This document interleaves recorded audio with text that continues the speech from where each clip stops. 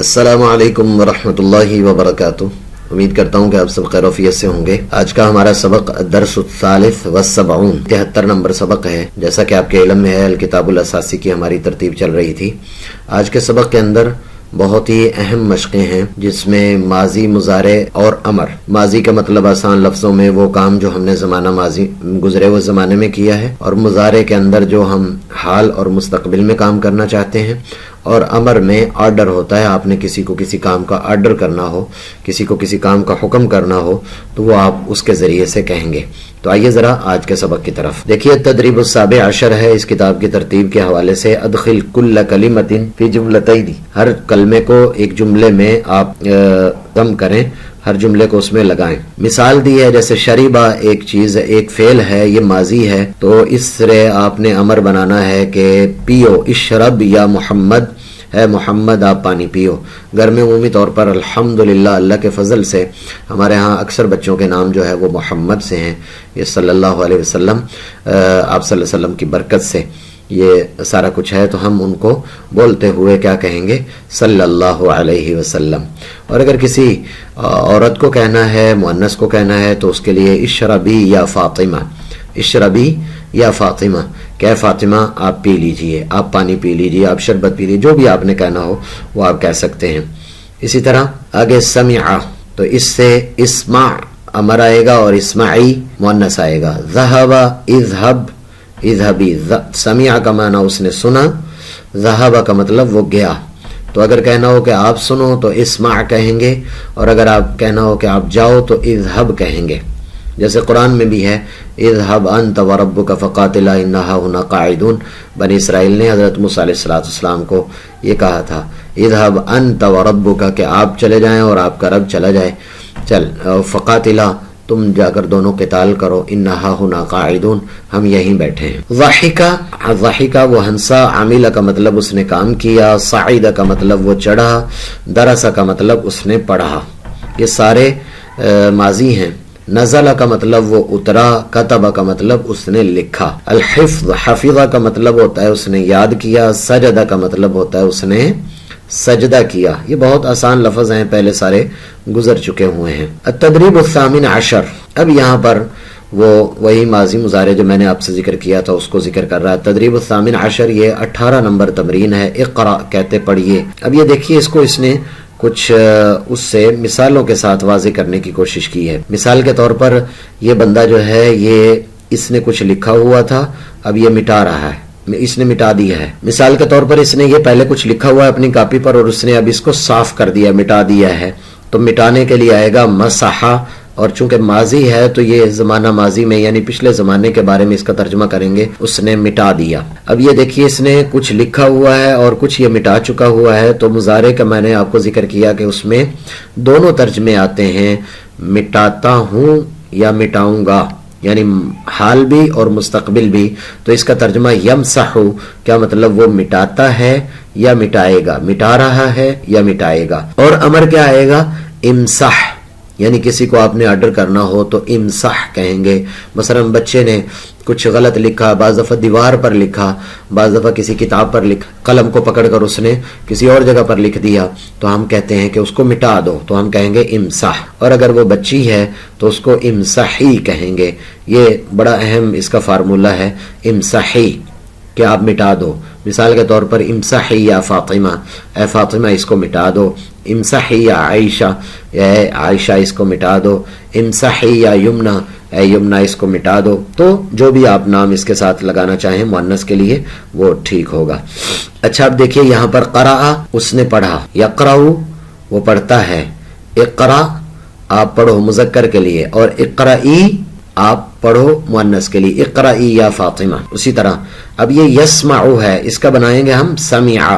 سمع کا معنی اس نے سنا، یسمع وہ سنتا ہے، اور اسمع سنو، اسمعی آپ سنو۔ اسمعی یا، اسمعی یا زوجتی، اے میری بیوی یعنی میری بات سن لیجئے۔ اسمعی یا بنتی، اے میری بیٹی بات سنیے۔ اسمعی یا اختی، اے میری بہن میری بات سن لیجئے۔ تو یہ عام روزمرہ زندگی میں استعمال ہونے والے افعال ہیں۔ یہ یدخل ہے تو اس کا ماضی کیا آئے گا؟ داخلہ، داخلہ وہ داخل ہوا، یدخل وہ داخل ہوتا ہے، ادخل تم داخل ہو، اور ادخلی مؤنث کے لیے ادخلی آپ داخل ہوں، آپ کیا کریں، آپ داخل ہوں۔ اچھا اس کے بعد ہے یغسلو، غسلا اس کا آئے گا ماضی، یغسلو وہ دھوتا ہے، اور اغسل دھو لو، اور اغسلی اغسلی تم دھو لو۔ یشربو شریبا، یشربو پیتا ہے، یشرب اور اشرب پیتا ہے، اشربی پیو، یشربو وہ پیتا ہے، اشرب پیو، اور اشربی تم پیو اے عورت، یعنی مؤنث کے لیے اس کو استعمال کریں گے۔ اس کے بعد ہے یکتبو، اس کا ماضی آئے گا کتابہ، اور لکھو اکتب، یہ عام طور پر ہماری مشقوں میں لکھا ہوتا ہے کہ اکتب لکھیے، اور اکتبی آپ لکھیے۔ یدرسو اس کا ماضی آئے گا درسا، اور اس کا امر آئے گا ادرس، اور مؤنث کا صیغہ ہوگا وہ آئے گا ادروسی، ادروسی۔ اب یہاں پر انہوں نے کچھ خالی جگہ چھوڑی ہوئی ہے کہ اگر کوئی اور آپ کو فعال اس طرح سے یاد ہیں جن کا ماضی مضارع ہے تو ان کو بھی یہاں پر لکھ دیجئے۔ اس کے بعد ہے کہتا ہے کہ التدریب التاسع عشر، یہ 19 نمبر تمرین ہے۔ اقرأ العبارہ، اور عبارت کو پڑھیے، ومثلها بالحرکہ، اور حرکت کے ساتھ اس کو ذہن میں رکھیے۔ مسح رأسہ، مسح رأسہ اس نے اپنے سر کا مسح کیا۔ استنشق اس نے ناک میں پانی ڈالا۔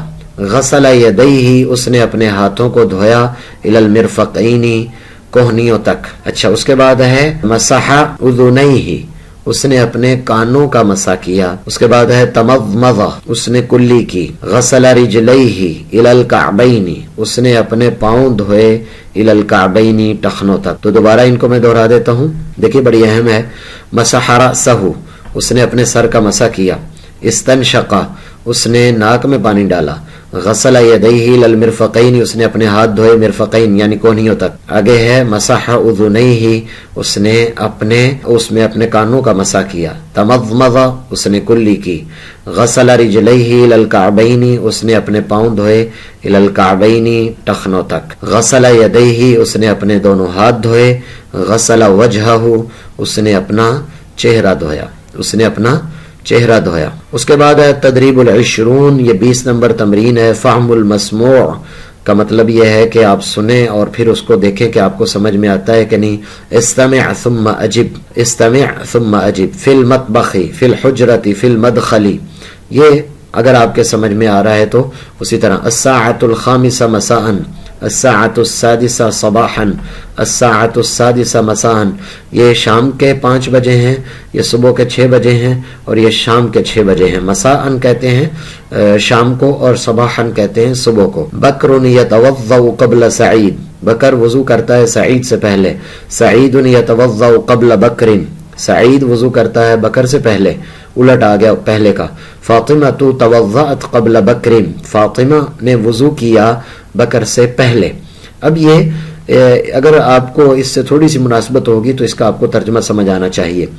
بکر علم فاطمہ الوضوء، بکر نے، علم یعلم کا معنی ہوتا ہے سکھانا، اور فاطمہ الوضوء وضو، بکر نے فاطمہ کو وضو سکھایا۔